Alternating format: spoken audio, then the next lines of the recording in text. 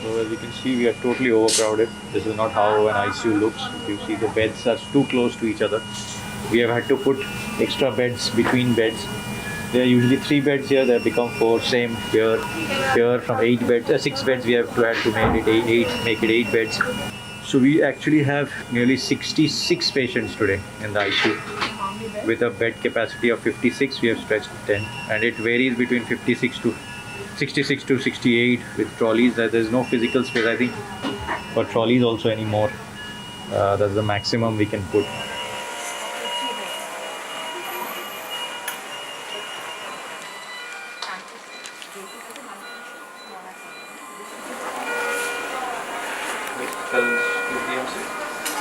pH is 7.39, carbon dioxide 70, oxygen 86, and lactate 86. 86.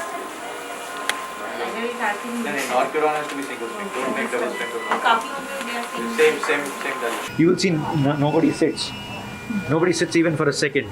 It's only when they get the reports that they are noting down that some may sit, the senior nurse may sit to write the report. Nobody sits. They're just moving around.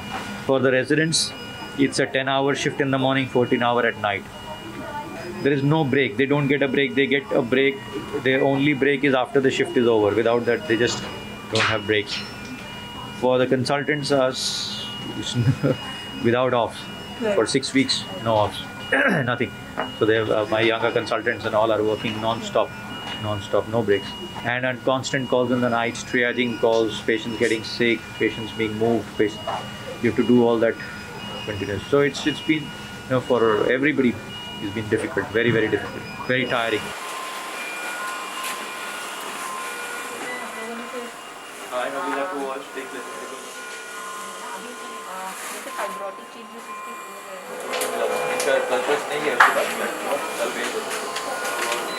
It is unrelenting because actually, if you see, most of the patients are on ventilator. So that's not what happens usually. That's not such a large percentage are on the ventilator in the ICU. At any given point, 40 to 50% patients, 50% patients are on ventilator. Right now, we have almost 75-80% of the patients are ventilator, and actually there are more outside in the wards, etc., who actually ideally should be in the ICU.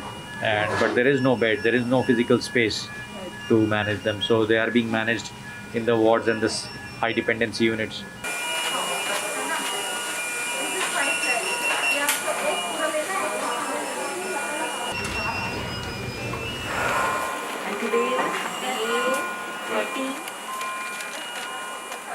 So the number of ENGA patients as a percentage, probably not much difference, somewhat more, but the total volumes are large.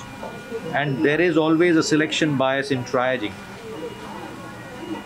If in triaging, when across the world it happened, there are sick patients who need advanced care, ICU care, there is a selection bias that the younger person gets it, right, over a much older person. So that those biases, not bias, there is evidence for it.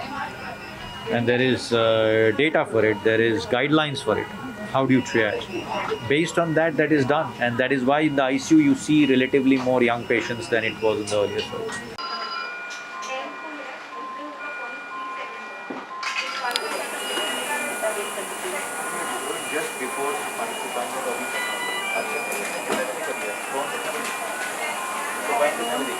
Everybody is getting knackered, so because specialities are chosen by people because of their personalities in medicine or for any field, I think.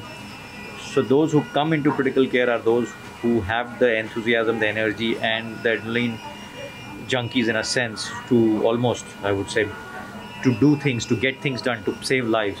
From there, having to lose so many because you have inadequate number of beds, ventilators, etc., is for many of them very, very disheartening. That's the other challenge we have, to constantly boost morale.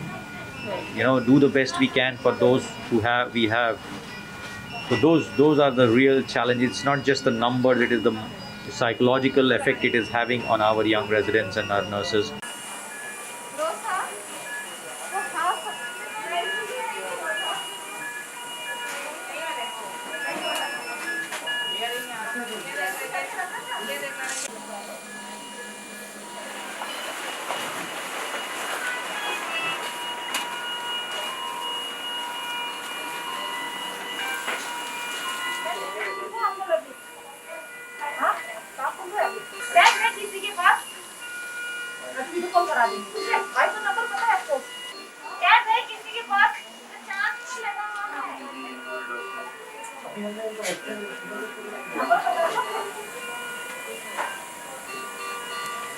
It was very hectic.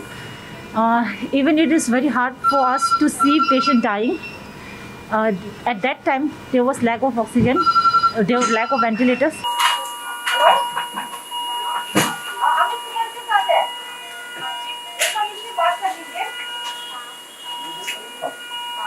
Video call करना, किस number पे video call कर दीजिए। हाँ, कर रहे कर। एक मिनट, अभी दे रहे आपका कॉल की बाबत है ना? अभी वीडियो कॉल करवा देंगे ना मैम? हाँ, वीडियो कॉल करवा देंगे। अभी इस नंबर पे वीडियो कॉल करवा। दूध निकाल दिया आपको।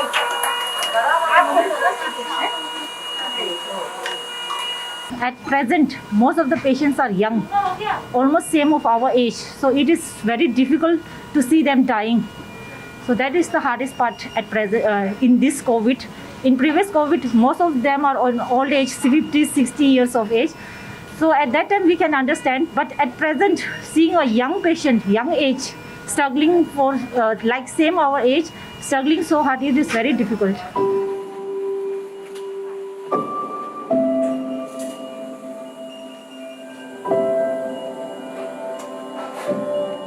The entire team of I must admire and kind of adore and salute my entire medical team, the real warriors. And especially I would send out a message to all my wonderful angels whom I call my nurses. They are tremendous. Been tough for everybody. It's been, and the way they have worked, I would say, is unimaginable. I just admire, do they have that much of energy? The strength, the way they used to run around, no rest, no sleep, no food. They used to work for 12 hours. I don't know how many hours they used to work, and they always have a smile on their face.